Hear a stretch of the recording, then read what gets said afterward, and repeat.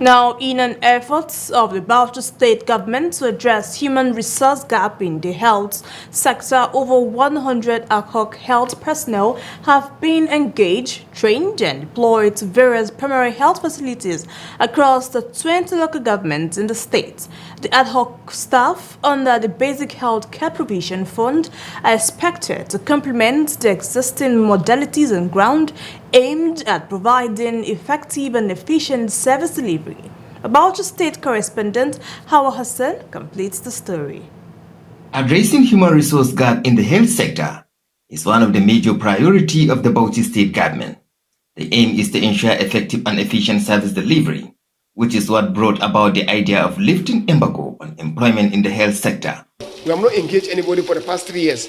Now His Excellency, from his magnanimity, decided that, look, we cannot continue like this. Let's engage some.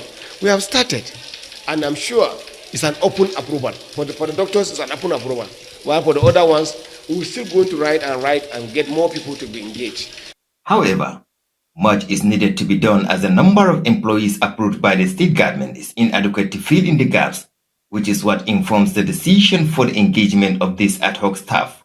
We're going to engage them under the Basic Healthcare Provision Fund and post them into the various facilities in the 20 local government areas, and particularly in the rural areas where their services are required. You know, the idea of this is that after 1 year, the idea is that we should absorb them if there are vacancies. Now, His Excellency has opened up vacancies.